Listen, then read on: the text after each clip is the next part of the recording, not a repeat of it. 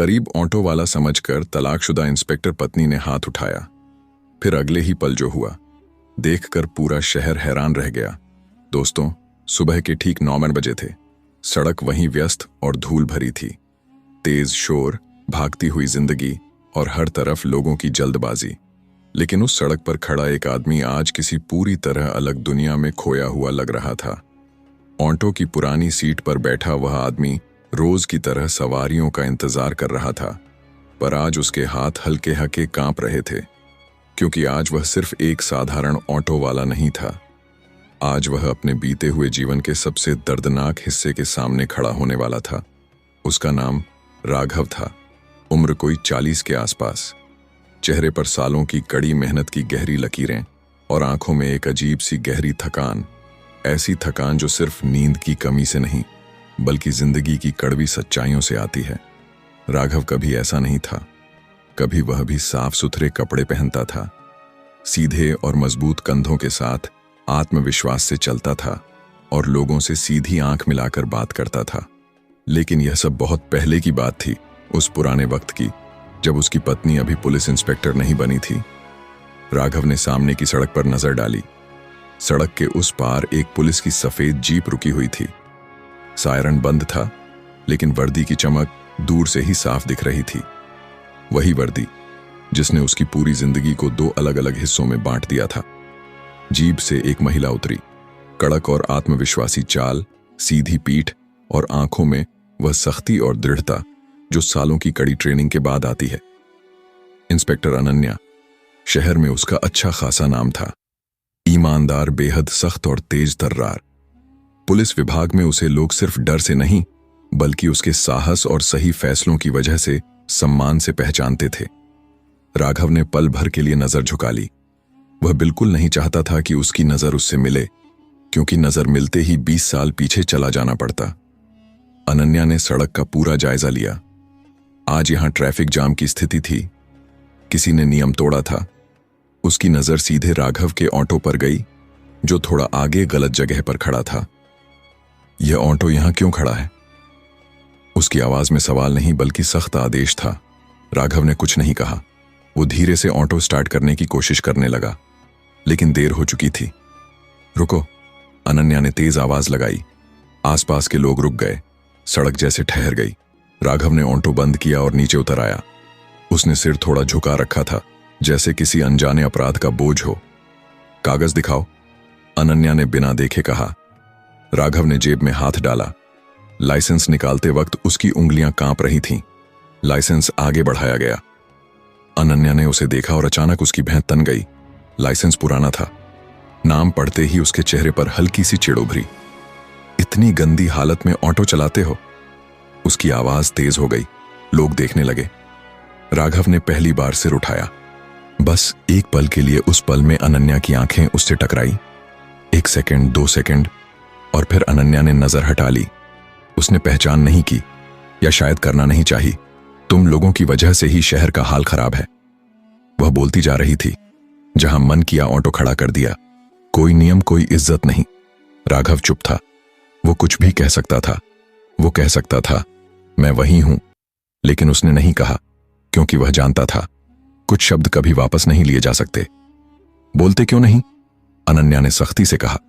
राघव ने धीरे से जवाब दिया, गलती हो गई मैडम, बस इतना ही। उस मैडम शब्द ने अनन्या को और चिढ़ा दिया। मैडम, उसने एक कदम आगे बढ़कर कहा, तमीज से बात करना सीखो। भीड़ बढ़ने लगी।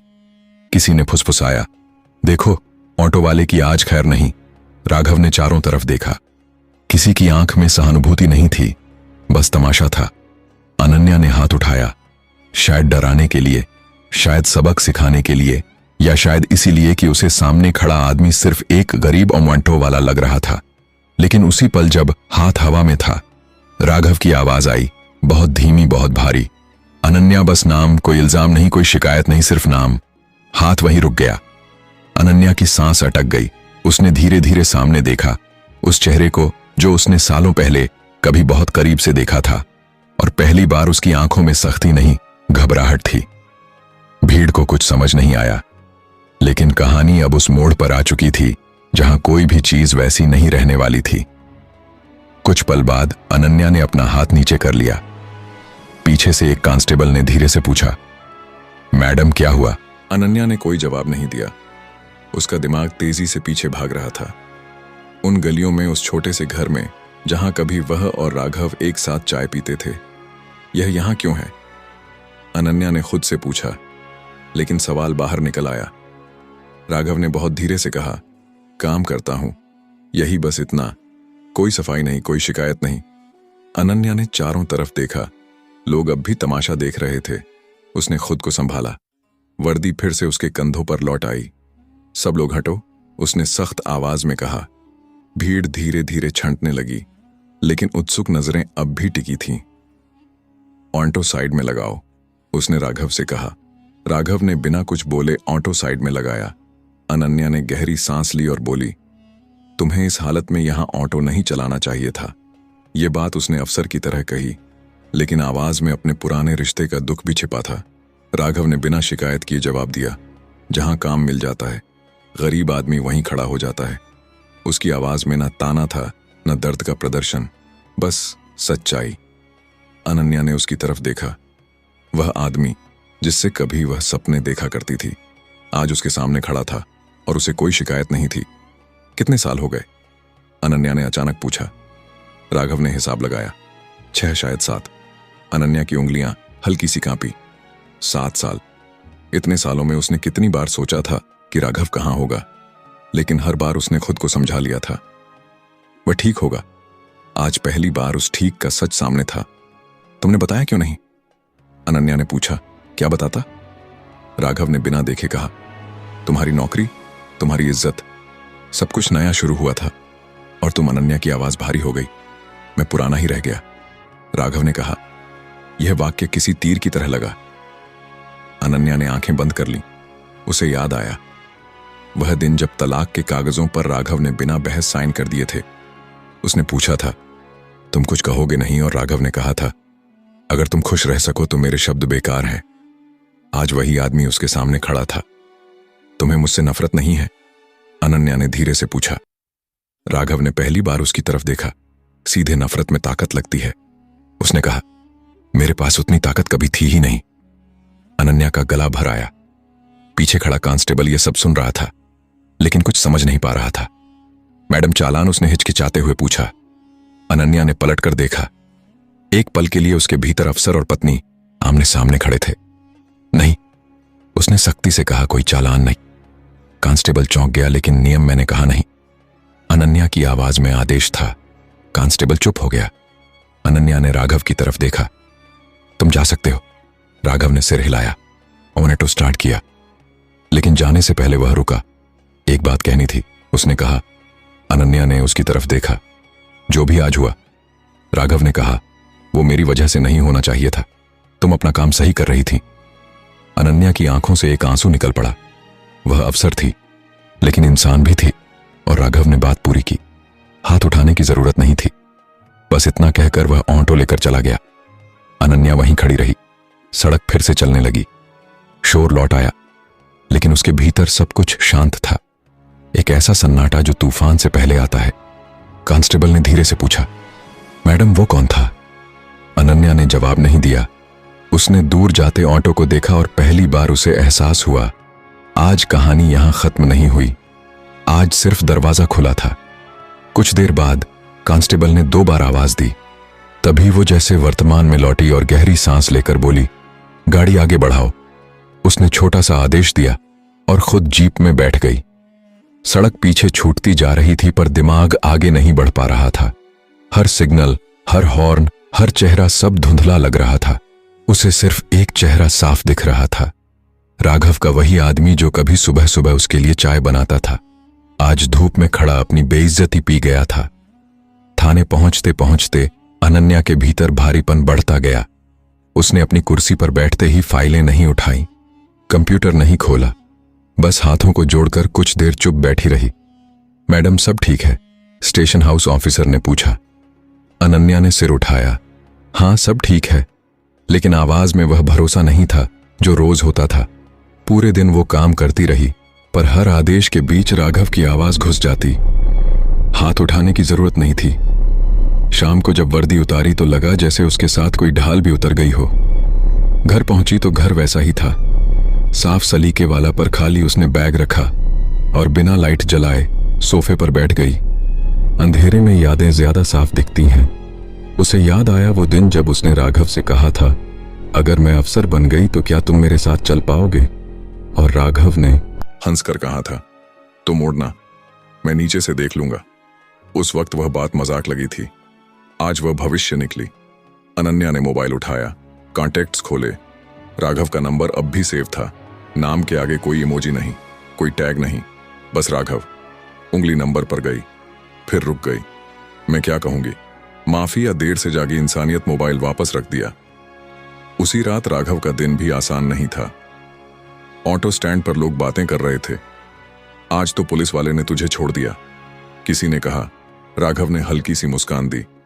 हाँ, किसी को क्या बताता कि छोड़ने का दर्द छूटने से ज्यादा भारी होता है। वह देर रात अपनी झोपड़ी में पहुंचा। छोटी सी जगह, एक चारपाई, एक बल्ब। उसने दिन भर की कमाई जेब से निकाली। नोट गिने, कम थे लेकिन उतने थे कि आज का खाना हो सके। वह चुपचाप बैठा रहा। अनन्या की आंखें बार बार सामने आ रही थीं। उसने हाथ उठाया था, लेकिन उससे ज्यादा उसे वह पल चुभा जब उसने उसे पहचाना नहीं। मैं इतना बदल गया, यह सवाल उसे अंदर तक काट गया। अगले दिन अनन्या ने एक अजीब काम किया। वह वर्दी में नहीं थी, साधारण कपड़ों में थाने से निकली। बिना किसी को बताए उस इलाके की तरफ चली जहां ऑटो वाले रहते थे। उसे खुद भी नहीं पता था वो क्या ढूंढ रही है। शायद सिर्फ सच एक चाय की दुकान पर उसने ऑटो स्टैंड के बारे में पूछा। राघव दुकानदार ने कहा, हाँ यही पास रहता है, सीधा आदमी है, किसी से उलझता नहीं। अनन्या का सीना भारी हो गया। सीधा आदमी, वह आगे बढ़ी। झोपड़ियों की लाइन में एक झोपड़ी के बाहर ऑटो खड़ा था। वही ऑटो अनन्या रुकी। दिल तेज धड़क रहा था। तभी उसने देखा राघव अंदर किसी बच्चे को पढ़ा रहा था। ये ऐसे लिखते हैं, वह समझा रहा था। बच्चा ध्यान से सुन रहा था। अनन्या स्तब्ध रह गई। यह वह तस्वीर नहीं थी जो उसने अपने दिमाग में बनाई थी। गरीब, टूटा हुआ, हार मान चुका आदमी। यह आदमी अब भी दे रहा था। वह पीछे हटने लगी, लेकिन तभी राघव ने उसे देख लिया। दोनों की नजरें मिली। इस बार कोई वर्दी नहीं थी, कोई ऑटो नहीं था, बस दो लोग थे जो एक दूसरे को बहुत जानते थे।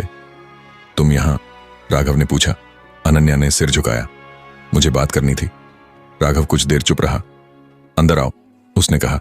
झोपड़ी छोटी थी, पर जगह थी। जगह सच के लिए अनन्या बैठी। उसने चारों तरफ देखा। यहीं रहते हो? उसने पूछा। हाँ, राघव ने कहा। यही जिंदगी है। अनन्या की आंखें भर आई। मुझे माफ कर दो, उसने पहली बार कहा। राघव ने उसकी तरफ देखा। किस बात के लिए? उसने पूछा। सबके लिए, अनन्या ने कहा। आज के लिए भी और उन सालों के लिए भी। राघव ने सिर हिलाया। माफी से सब ठीक नहीं होता, उसने कहा, लेकिन सच से कुछ चीजें हल्की हो जाती हैं। अनन्या ने गहरी सांस ली। वह जानती थी अब कहानी सिर्फ दो लोगों की नहीं रही। अब सवाल इंसाफ का था, और वह इंसाफ अभी आना बाकी था। कुछ देर बाद अनन्या झोपड़ी से बाहर निकली तो शाम ढल चुकी थी। सड़क पर पीली लाइटें जलने लगी थीं और लोगों की जिंदगी अपने पन्ने रास्ते पर लौट रही थी। लेकिन अनन्या की जिंदगी अब उसी रास्ते पर नहीं थी जहां से वह आई थी। राघव की कही आखिरी बात उसके कानों में गूंज रही थी। सच से कुछ चीजें हल्की हो जाती हैं। वह जानती थी यह मुलाकात सिर्फ भावनाओं की नहीं थी, यह एक इशारा था। अगले दिन थाने में अनन्या पहले से ज्यादा सख्त थी, पर यह सख्ती अब बेवजन नहीं थी। उसने ट्रैफिक से जुड़े मामलों की फाइलें मंगवाई, एक एक शिकायत, एक एक रिपोर्ट। उसे पता चल रहा था कि जिस इलाके में राघव जैसे लोग काम करते हैं, वहां नियम सिर्फ गरीबों पर लागू होते हैं। बड़े वाहन नियम तोड़ते हैं, लेकिन जुर्माना हमेशा छोटे लोगों का होता है। अनन्या ने सवाल उठाए, ये ट्रक रोज यहां खड़े रहते हैं, इन पर चालान क्यों नहीं? कोई जवाब नहीं था।